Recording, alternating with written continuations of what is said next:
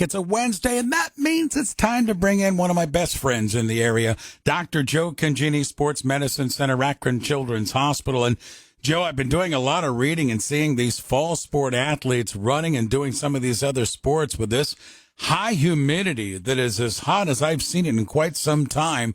I know there's some concerns, but I thought it'd be important to start out of talking about some real high heat health for the parents when their youngsters, their young athletes are coming home, and the best way to keep them safe.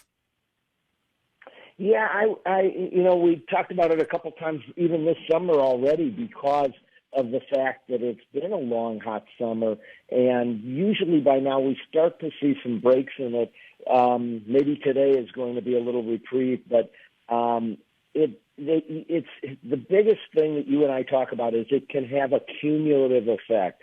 So that if you get a little bit dehydrated each day, it can continue to get worse. And so you've got to make sure to keep up.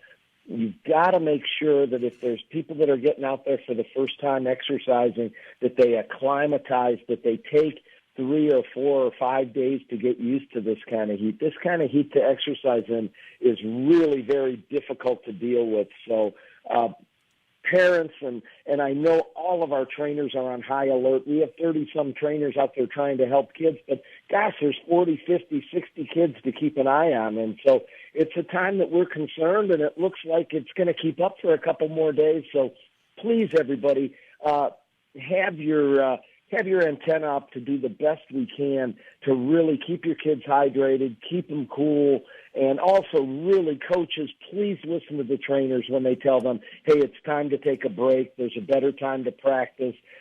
This might not be a day for continuous drills. We may be working now as the teams get a little further into the season on game planning and not working as much on the drills every day. And I hope we're moving into that season of things. But you have an expert right on your sidelines in the athletic trainer. Utilize those people in the high school setting. And as parents, don't let your kids be one of those 2% each day they're dropping, and then we end up with a real major problem in an emergency room. So keep hydrated, and thanks for getting that message out to kids in the area, Ray. Yeah, Joe, and hydrated doesn't mean, as good as it might sound, to open up a big bottle of Coca-Cola and guzzle it down. Nothing against Coca-Cola, but when you're dehydrated like that, you really want to get the water back into the system. The soft drinks, Joe, really can work as a counteractive for staying hydrated. No doubt, yeah. And so making sure that you're starting with water. Really, water and hydration is the most important thing. But the other side of the coin is if somebody goes down that path of really temperature control problems and they're starting to move into heat stroke, the trainers will all tell you this is rapidly bring that temperature down as much as you can. Pack them in ice, put them in a pool of ice, put them in a taco, they call it, where you put them in a tarp that's filled with ice, and bring that temperature down as fast as you can. All right. Dr. Joe Congini with us, Sports Medicine Center, Akron Children's Hospital with us. Joe, what else did you have on your list today you want to tell us about? Well, Ray, you and I have been at this so long, and I don't recall talking about this topic in the 25-plus years that I've been working with you at WAKR here. But there's a really important condition that we've seen the last couple of weeks at Children's. And I want, as parents like you and I that have a fair bit of kids and things, we've got to be so thankful. I hate to, for Children's just patting ourselves on the back, but we're so fortunate to have a children's hospital and people that know how to deal with this thing. There's an emergent situation that can occur in bones and joints. It's in the hip. That occurs in young athletes only. You don't see it over age 15, but it's called a hip slip.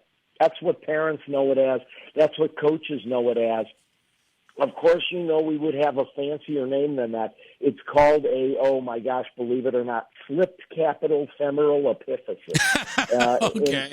In sports medicine, they call it a skiffy, but parents know it as a hip slip. And the growth plate in the hip when it gets injured or damaged, can start to slip off of its normal positioning. And if you get the right X-ray, which is called a frog leg view, again, you have pediatric experts that know exactly what X-ray to get. You have pediatric experts in the emergency knowing what kind of limp these kids have. These kids limp in a very funny way.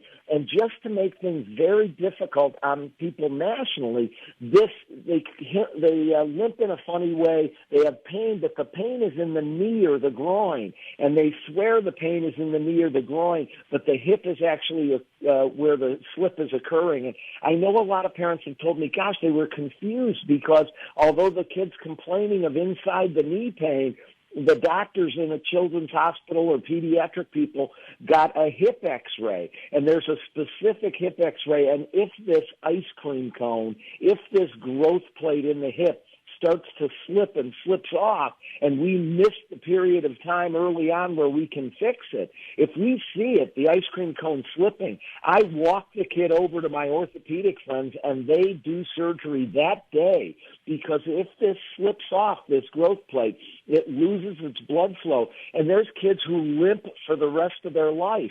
There's kids that have a major surgery on their hip if they get this hip slip. So it's really a big deal in emergency rooms, urgent care centers, and this skiffy, if you will, in our world, or hip slip, is something that I really want parents to be aware of, because it is, I read last night, one of the 2 or 3 most commonly missed diagnoses in the country for different medical conditions.